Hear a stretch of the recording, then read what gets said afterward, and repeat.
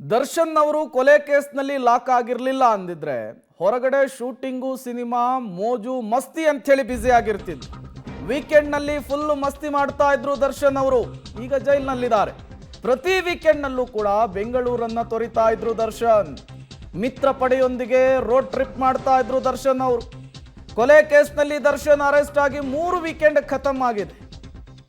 3 ವಾರದಿಂದ ಪಾರ್ಟಿ ಇಲ್ಲ, ಎಣ್ಣೆ ಇಲ್ಲ, ಸ್ನೇಹಿತರಿಲ್ಲ, ಒಂಟಿ ಜೀವನ, ಯೋಚನೆಗಳು, ಸಂಕಷ್ಟದ ಸರಮಾಲೆಗಳು. ಇದರಲ್ಲಿಯೇ ಈಗ ದಿನ ದೂಡುವಂತಹ ಪರಿಸ್ಥಿತಿ ನಿರ್ಮಾಣವಾಗಿದೆ.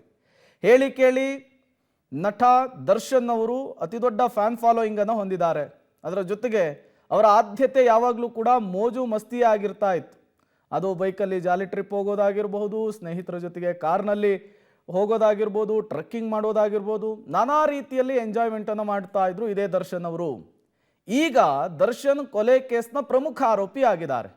ವೀಕೆಂಡ್ ಬಂದರೆ ಮೋಜು ಮಸ್ತಿ ಮಾಡ್ತಾ ಇದ್ದ, ಎಣ್ಣೆ ಪಾರ್ಟಿ ಮಾಡ್ತಾ ಇದ್ದ, ಬಾರು ಪಬ್ಗಳಲ್ಲಿ ತೇಲಾಡ್ತಾ ಇದ್ದಂತಹ ಇದೇ ನಟ ಇವತ್ತು ಪರಪ್ಪನ ಅಗ್ರಹಾರದ ಜೈಲಿನಲ್ಲಿ ಮುದ್ದೆ ಮುರಿತಾ ಇದ್ದಾರೆ. ಮುಂದಿನ ಜೀವನ ಹೆಂಗಪ್ಪ ಅಂಥೇಳಿ ಯೋಚನೆ ಮಾಡಬೇಕಾದಂತಹ ಸಂದಿಗ್ಧ ಪರಿಸ್ಥಿತಿಯಲ್ಲಿದ್ದಾರೆ. ಹೆಂಡತಿ ಮಗನನ್ನ ನೆನಪಿಸಿಕೊಂಡು ಕಣ್ಣೀರು ಹಾಕುವಂತಹ ಸ್ಥಿತಿಗೆ ಬಂದು ತಲುಪಿದ್ದಾರೆ ನಟ ದರ್ಶನ್ ಅವರು. ನೋಡಿ ಕಾಲಚಕ್ರ ಹೇಗೆ ತಿರುಗುತ್ತೆ ಅಂಥೇಳಿ.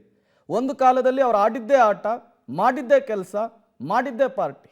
ಈಗ ಎಲ್ಲವೂ ಕೂಡ ಶೂನ್ಯ. ಸ್ನೇಹಿತರಿಲ್ಲ, ಆಪ್ತರಿಲ್ಲ, ಬಂಧು ಬಳಗ ಇಲ್ಲ, ಏನೂ ಇಲ್ಲ. ಜೈಲಿನ ಹಿಂದೆ ಕಂಬಿ ಎಣಿಸುವಂತಹ ಕೆಲಸ ಒಂದು ಕಡೆ, ಮತ್ತೊಂದು ಕಡೆ ಮುಂದೇನು ಅನ್ನುವಂತಹ ಪ್ರಶ್ನೆ ದೊಡ್ಡದಾಗಿ ಕಾಡ್ತಾ ಇದೆ ನಟ ದರ್ಶನ್ ಅವರಿಗೆ.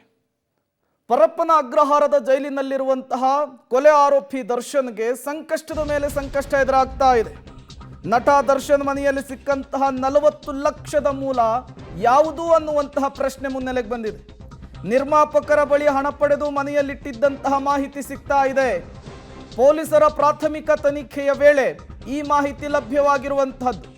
ನಿರ್ಮಾಪಕರೊಬ್ಬರ ಬಳಿ ಹಣವನ್ನು ಪಡೆದುಕೊಂಡಿದ್ರಂತೆ ದರ್ಶನ್. ಹಣ ಕೊಟ್ಟವರಿಗೆ ನೋಟಿಸ್ ಕೊಟ್ಟು ವಿಚಾರಣೆಗೆ ಖಾಕಿ ಸಿದ್ಧತೆಯನ್ನು ಮಾಡಿಕೊಳ್ತಾ ಇದೆ. ನಿರ್ಮಾಪಕರು ಸಿನಿಮಾ ವಿಚಾರಕ್ಕೆ ದುಡ್ಡನ್ನು ಕೊಟ್ಟಿದ್ದ, ಅಥವಾ ಅಡ್ವಾನ್ಸ್ ರೀತಿಯಲ್ಲಿ ಪೇ ಮಾಡಿದ್ದ, ಅಥವಾ ಈ ಕೊಲೆ ಸಂಕಷ್ಟದಿಂದ ಪಾರಾಗ್ಲಿಕ್ಕೆ ಪೇ ಮಾಡಿದ್ದ, ಅದು ಕೂಡ ಮುಖ್ಯವಾಗುತ್ತೆ.